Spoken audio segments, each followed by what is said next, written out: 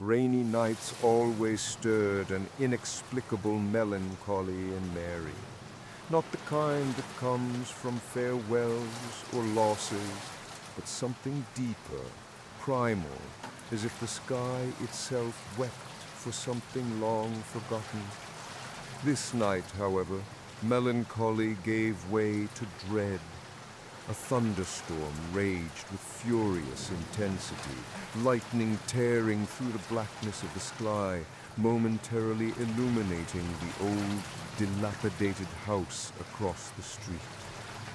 This house was the subject of many urban legends. It was built at the beginning of the last century, and since then no tenant had stayed there long. They said it was cursed, that something ancient and malevolent dwelt within its walls. Mary, being a pragmatist, had always dismissed these tales. But tonight, to the accompaniment of thunderclaps, a seed of doubt began to sprout in her soul. She sat by the window, watching the wind whip the branches of old trees and the downpour batter the glass. Suddenly, a light flickered in one of the windows of the cursed house. Not electric, but a shimmering, dim light, like that of a candle. Mary shivered. The house had been empty for many years. She knew this for certain, as her apartment was the only one with a direct view of those very windows. Her heart pounded faster. Maybe it was just reflections of lightning. She forced herself to believe this, but a few seconds later, the light reappeared, this time lingering longer. Now she clearly saw a silhouette. Tall, thin, it moved around the room as if searching for something. Fear gripped her, but curiosity, as it often does, proved stronger. She grabbed the binoculars she usually used for bird watching and brought them to her eyes. With trembling hands, she focused on the window. What she saw made her cry out. It was not a person.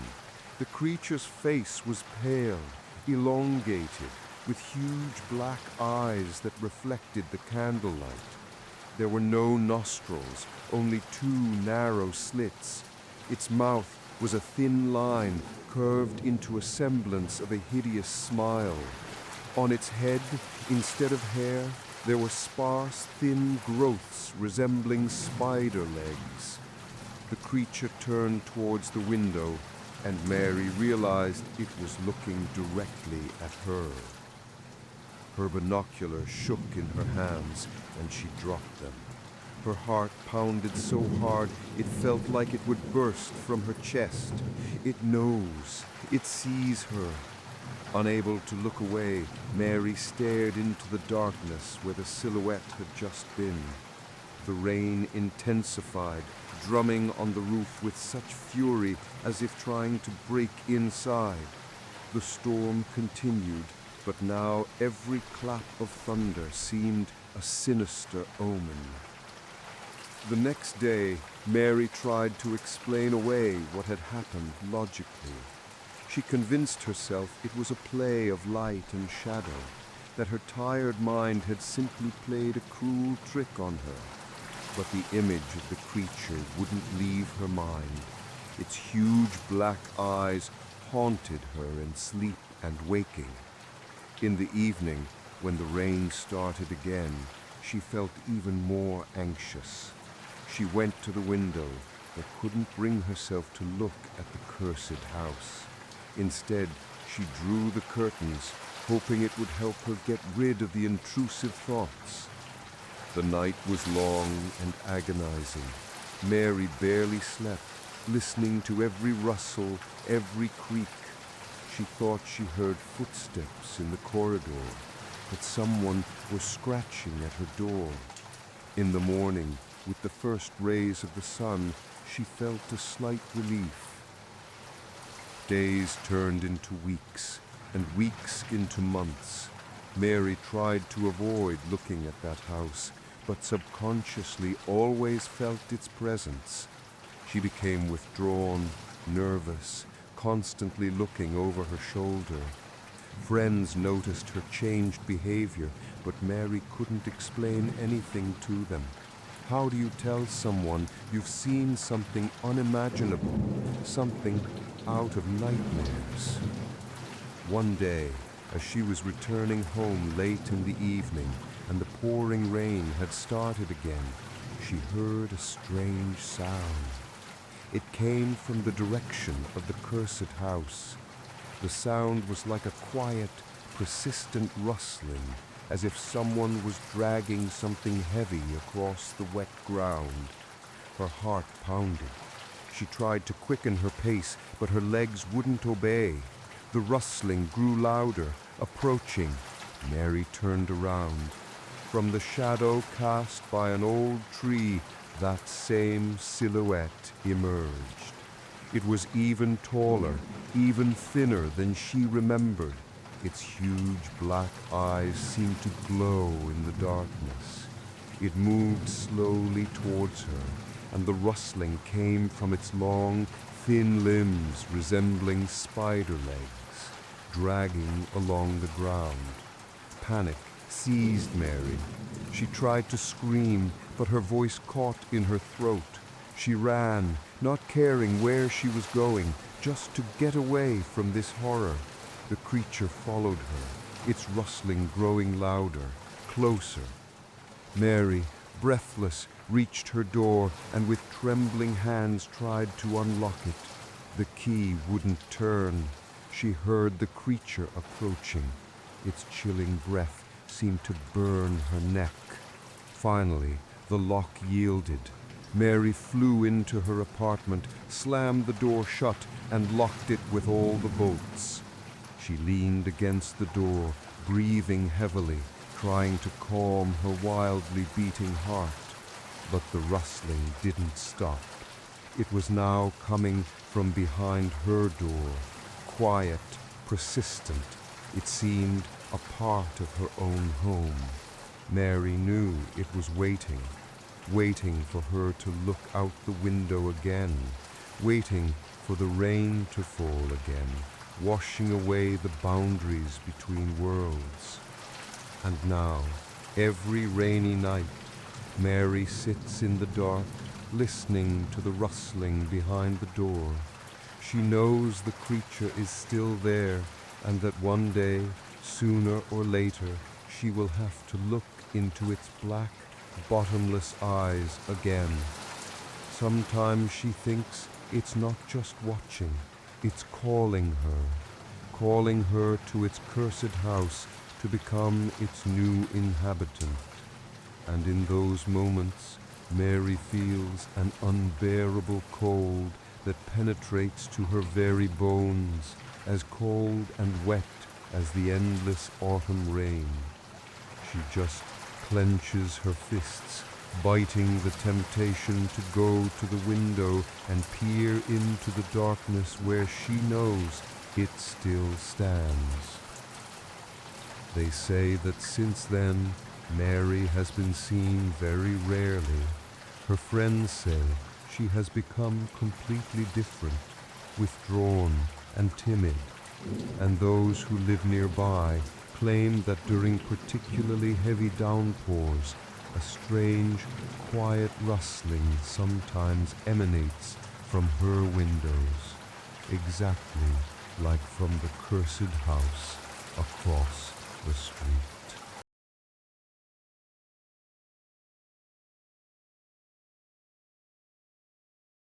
Hello, everyone.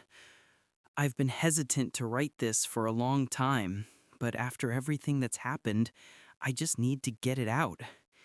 You can think I'm crazy, you can disbelieve every word, but I know what I experienced and it haunts me every night.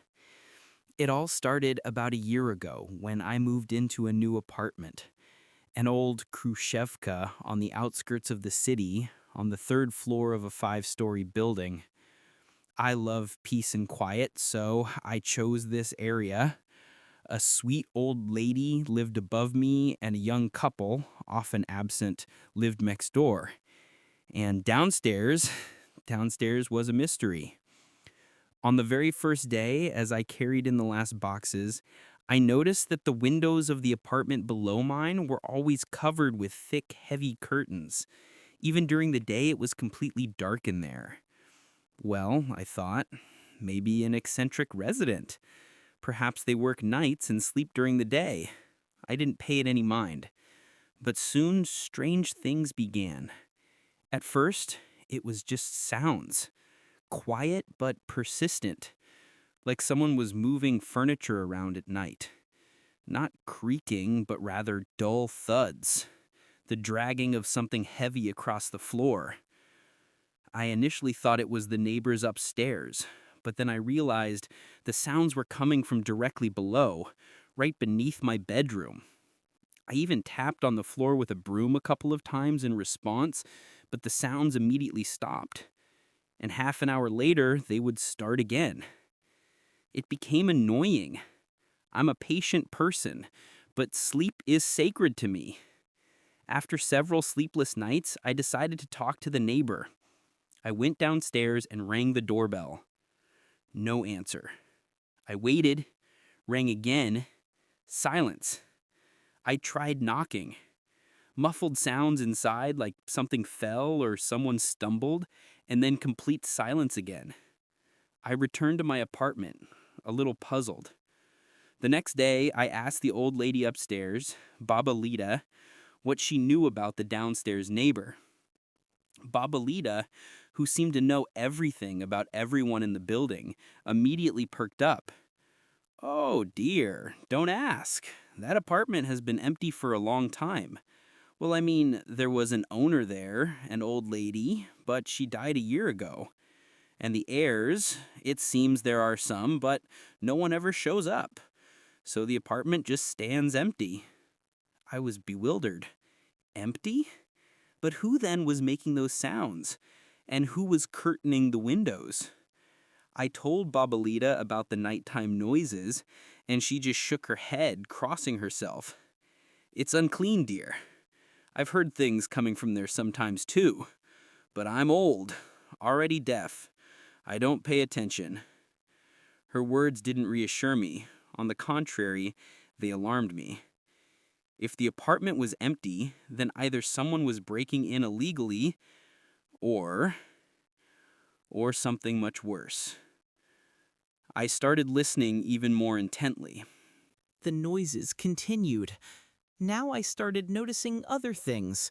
Sometimes in the evenings, when I returned home, it felt like someone was watching me from behind the thick curtains in the windows below.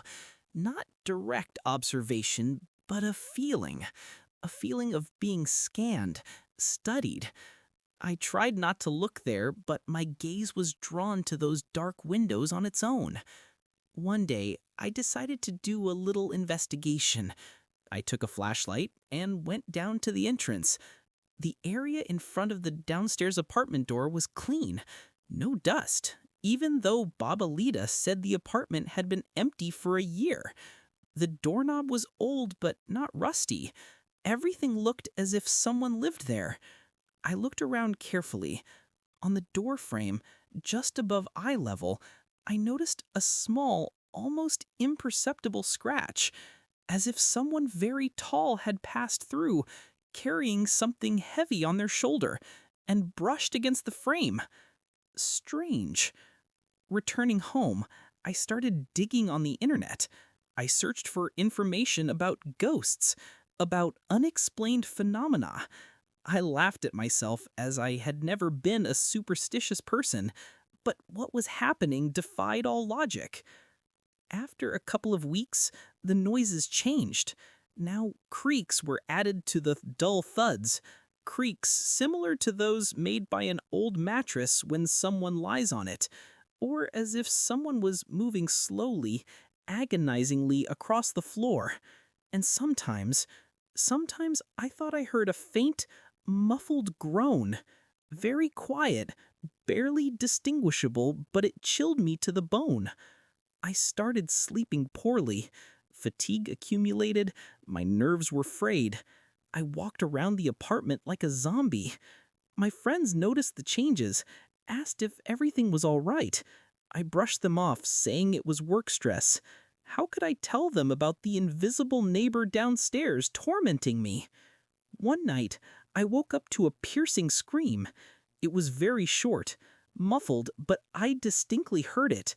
It came from under the floor. I jumped up, ran to the window, and looked out. No one. Silence. Only the streetlights illuminated the empty street. I felt a chill run down my spine.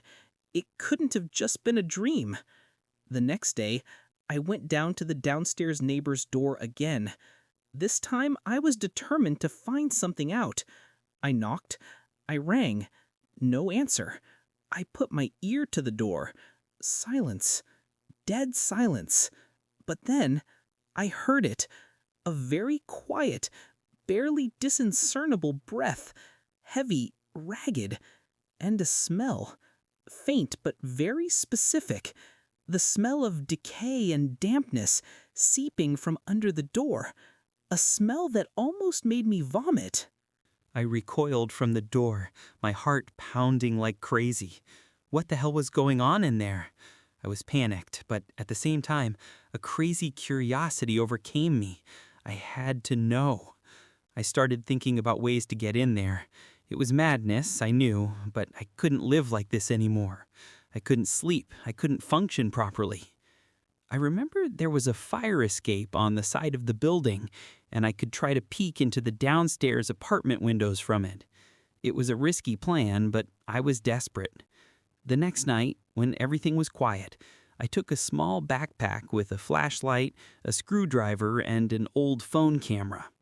I quietly went down to the first floor, exited the building, and walked around the house. The fire escape was old and creaky, but seemed sturdy enough. I slowly began to climb. Reaching the second-floor apartment level, I cautiously moved toward the window. The curtains were still tightly drawn. Through a narrow gap between them, I tried to look inside. At first, I saw nothing but pitch darkness. Then I turned on my flashlight and directed the beam into the gap. What I saw made me recoil, almost falling off the ladder. The room inside was in complete chaos. Furniture was overturned, debris lay on the floor, and everything was covered in a thick layer of dust and dirt. But that wasn't the worst of it. In the center of the room, under the window, stood something enormous, very large, irregularly shaped, covered with an old, dirty tarp. Under the tarp, the outlines of something humanoid but incredibly massive were visible. A long, thin arm, like a gnarled tree branch, protruded from under the tarp. The skin on it was gray, covered with wrinkles and some growths. The nails on the long, hooked fingers were black and broken. And that smell, it was here, strong, suffocating. The smell of decay, mustiness, and something else, something very disgusting that I couldn't identify. I felt the contents of my stomach rising to my throat. I quickly took a few photos with my phone, trying to be as careful as possible. My hands were shaking. My heart was pounding so hard, it felt like it would burst from my chest. I felt terror creeping over me, but at the same time, some insane determination made me continue. I climbed down the ladder, barely able to stand. I rushed into my apartment, locked the door with all the locks, and collapsed on the couch. I looked at the pictures on my phone. They weren't very clear, but the outlines of what I had seen were distinct. And that arm, that gruesome arm, I couldn't understand what it was. A mummy? Some kind of monster? Someone's corpse that had been decomposing there for years? But then, who was moving the furniture? Who was watching? It became clear to me that I couldn't stay in that apartment, not after what I had seen, but I couldn't just leave without trying to do something. I had to figure it out. The next day, I went to Babalita again. I showed her the photos. She turned pale, her eyes wide with horror. God, son, this is not good. It's a curse. She told me an old story about a man who once lived in that house and practiced black magic. He was a recluse, and people feared him. They said he tried to create some creature to serve him, and when he died, his creation remained. No one could enter that apartment, son. No one. Those who tried either disappeared or went mad.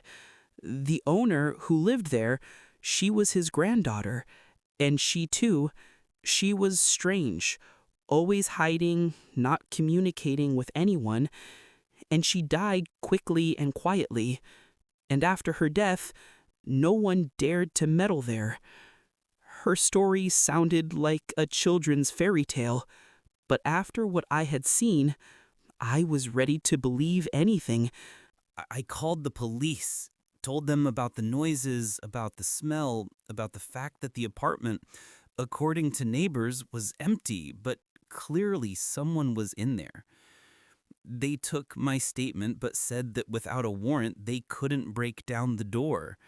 They needed strong evidence, and night noises and a strange smell weren't enough. They considered my photos unclear and unconvincing.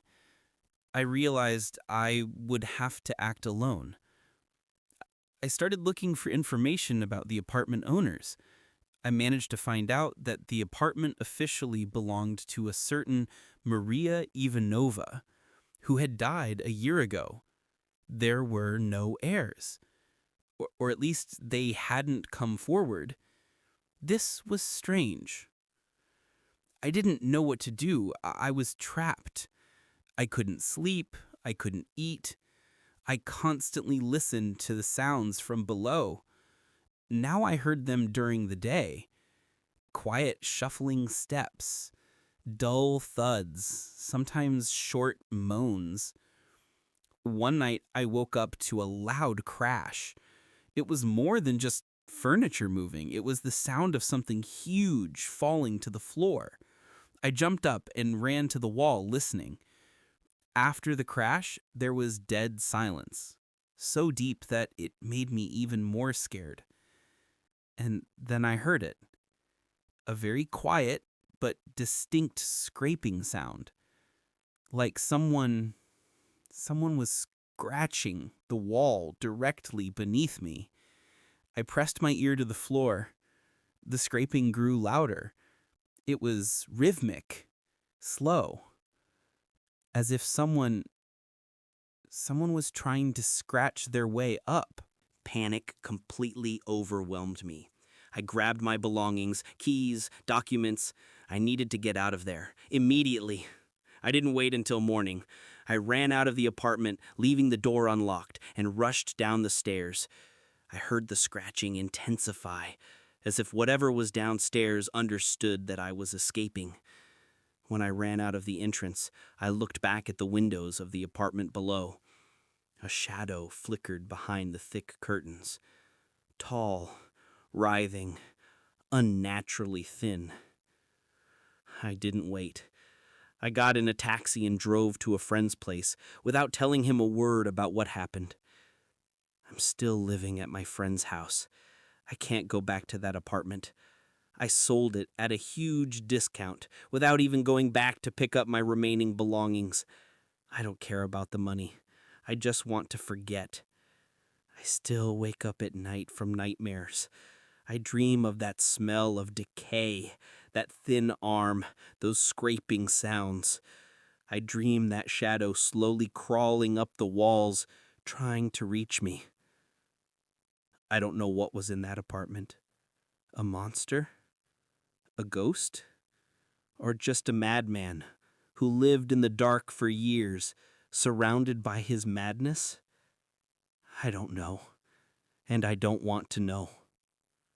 I just hope that whoever bought my apartment never finds out about the downstairs neighbor, or if they do, they manage to escape faster than I did, because I know it's not over.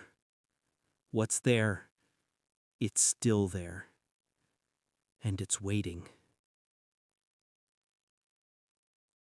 Good night. Good night. Don't forget to subscribe to the channel.